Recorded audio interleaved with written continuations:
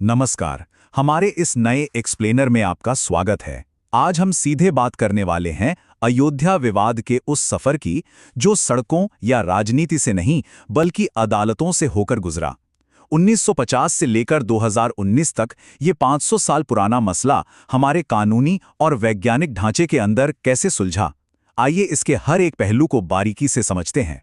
अब देखें, इस पूरी कानूनी कहानी की असल शुरुआत होती है दिसंबर 1949 से।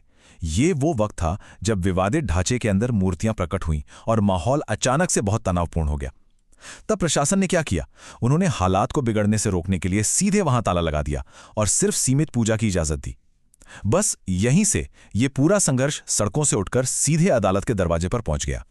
चलिए जरा इस टाइमलाइन पर नजर डालते हैं कि आखिर ये कानूनी उलझन शुरू कैसे हुई। आपको जानकर हैरानी होगी कि सिर्फ 11 साल के छोटे से अंतराल में 3 अलग अलग पक्षों ने अपने अपने दावे ठोक दिए। 1950 में पहली बार पूजा के मौलिक अधिकार के लिए याचिका डाली गई, फिर 1959 में एक और पक्ष ने प्रबंधन का अधिकार मांगा, और बात यही नहीं रुकी। 1961 में इसे मस्जिद की संपत्ति बताते हुए तीसरा दावा भी आ गया। मतलब कानूनी पेचीदगी बहुत तेजी से बढ़ रही थी। अब सोचिए, अदालत के सामने उस वक्त कितनी बड़ी और अभूतपूर्व चुनौती रही होगी। एक तरफ गोपाल सिंह विशारद थे जो कह रहे थे कि भाई हमें पूजा करने का हमारा मौलिक अधिकार चाहिए। दूसरी तरफ निर्मोही अखाड़ा था जिनका दावा था कि वो इस जगह के परंपरागत सेवक हैं, इसलिए सारा मैनेजमेंट उनके पास होना चाहिए। और इन सब के बीच सुन्नी वक्फ बोर्ड का एक बहुत ही सख्त संपत्ति का दावा था कि ये जमीन दरअसल एक मस्जिद है। अब न्यायपालिका को आस्था, ऐतिहासिक परंपरा और संपत्ति के कड़े कानूनों, इन तीनों के बीच एक बहुत ही बारीक संतुलन खोजना था। इसके बाद दशकों तक कुछ खास नहीं बदला, सब वैसे ही चलता रहा। लेकिन फिर आया 1986 का साल। फैजाबाद कोर्ट ने एक बड़ा आदेश दिया कि विवादित स्थल के ताले खोल दिए जाएं ताकि हिंदू पक्ष वहां पूजा कर सके। ताले खोले और ये तस्वीरें पहली बार पूरे देश ने अपने टीवी स्क्रीन्स पर देखीं।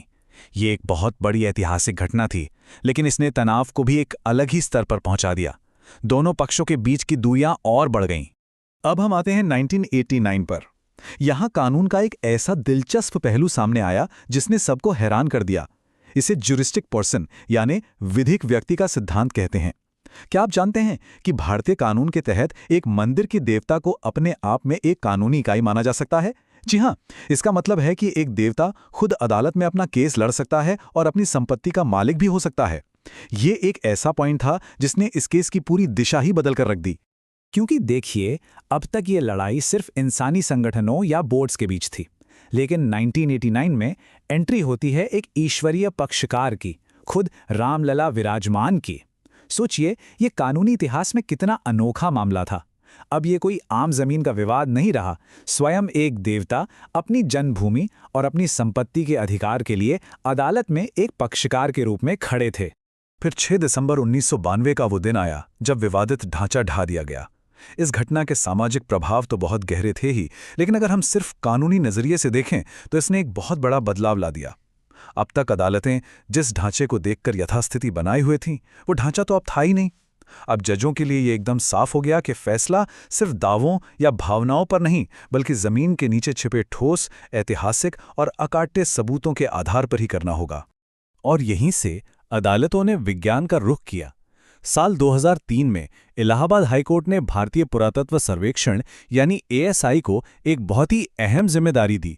सच्चाई का पता लगाने के लिए जमीन को स्कैन करने का आदेश हुआ। ये काम 3 चरणों में हुआ।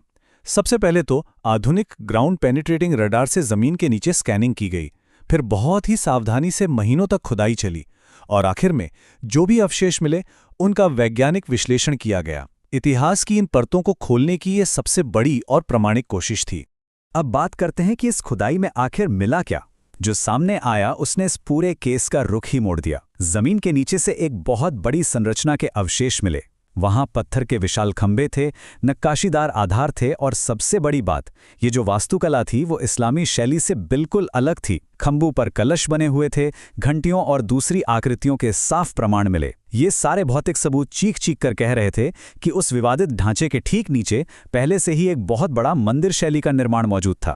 और इन सब के बीच एक ऐसा सबूत मिला जो सबसे अहम कड़ी साबित हुआ, विष्णु हरीश शिलालेख। ये पत्थर का एक टुकड़ा था जिस पर संस्कृत में श्लोक लिखे थे। और कमाल की बात यह है कि इन श्लोकों में साफ तौर पर एक ऐसे राजा का जिक्र था जिसने दशानन यानी रावण का वध किया था। अब इससे आप क्या कहेंगे? ये एक सीधा ऐतिहासिक लिंक था जो उस जगह को सीधे रामायण और भगवान राम से जोड़ रहा था। विज्ञान और इतिहास अब इस मामले के सबसे बड़े गवाह बन चुके थे। इन्हीं सबूतों और लंबी कानूनी बहसों के बाद 2010 में इलाहाबाद हाईकोर्ट ने अपना ऐतिहासिक फैसला सुनाया। जजों ने एक बहुत ही नाजुक संतुलन बनाने की कोशिश की।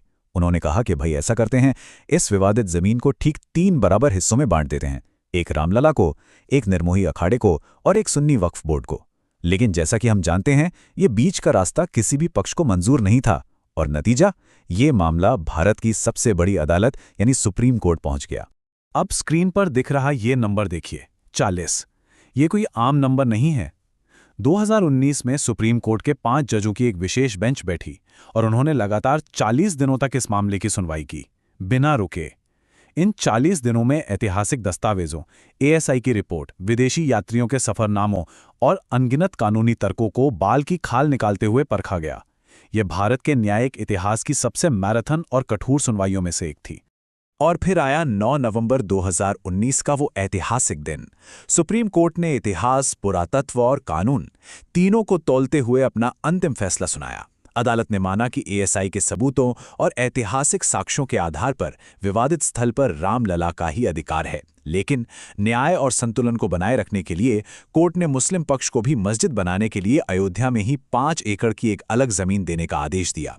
और इसी एक फैसले के साथ 500 साल पुराना और 70 साल से अदालतों में उलझा ये ऐतिहासिक संघर्ष कानूनी रूप से हमेशा के लिए सुलझा गया। तो दोस्तों, इस पूरे सफर को करीब से देखने के बाद अब एक बड़ा सवाल हमारे सामने आता है। क्या ये सिर्फ एक मंदिर बनाने या जमीन के एक टुकड़े की कहानी थी, या फिर ये इतिहास, गहरी आस्था और आधुनिक कानून के टकराव की एक ऐसी महागाथा है जिसने पूरे देश को एक नई दिशा दी? इस एक्सप्लेनर को हम यही रोकते हैं, लेकिन ये सवाल और इस फैसले की अहमियत इतिहास में हमेशा दर्ज रहेगी। हमारे साथ इस सफर में जुड़ने के लिए आपका बहुत बहुत धन्यवाद।